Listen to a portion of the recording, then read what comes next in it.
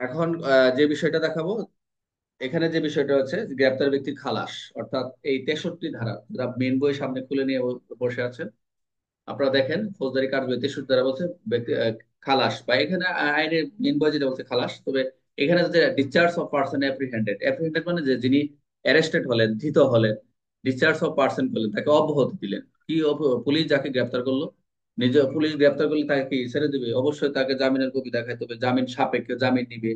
এই পুলিশের যখন আর তার নিজস্ব কোনো জামিন কপি না দেখাবে বা জামিন দিতে পারবে না, তো সেই ক্ষেত্রে কিন্তু অবশ্যই বলা রয়েছে, অথবা একটা কথা রয়েছে, ওই দেখেন নন একটা যিনি arrest by police officer shall be discharge accept his on bond, অথবা অন অর বেল, অথবা জামিনে।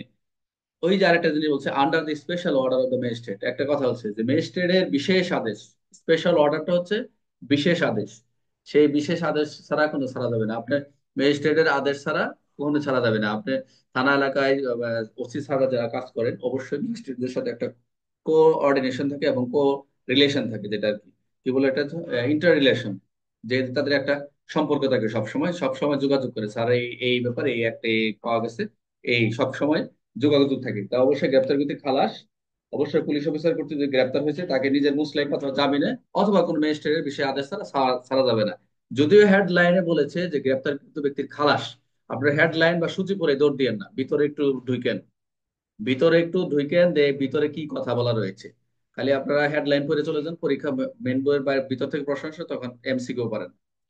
যদিও গ্রেপ্তারকৃত খালাসের কথা স্পেসিফিক বলা আছে, খালাসের কথা বলছে, বাট স্পেসিফিক বলছে যে পুলিশ অফিসার কর্তৃক কি করবে, যে গ্রেপ্তার হয়েছে অথবা তার নিজের মুসলেকা অথবা জামিনে অথবা কোনো ম্যাজিস্ট্রেটের বিশেষ আদেশ ছাড়া ছাড়া যাবে না। লাস্টে বললো যে বিশেষ আদেশ স্পেশাল অর্ডার ছাড়া ছাড়া যাবে না, খালাস দিবেন কিন্তু অর্ডার গুলা লাগবে, জামিন কপি থাকতে হবে, এই বিধানগুলো থাকবে। তাহলে 63 দ্বারা হচ্ছে যে পুলিশ গ্রেপ্তার ব্যক্তিগত ব্যক্তিদের কি করবে, গ্রেপ্তারকৃত ব্যক্তিদের খালাস, খালাসের কথা বলা রয়েছে। 63 ক্লিয়ার?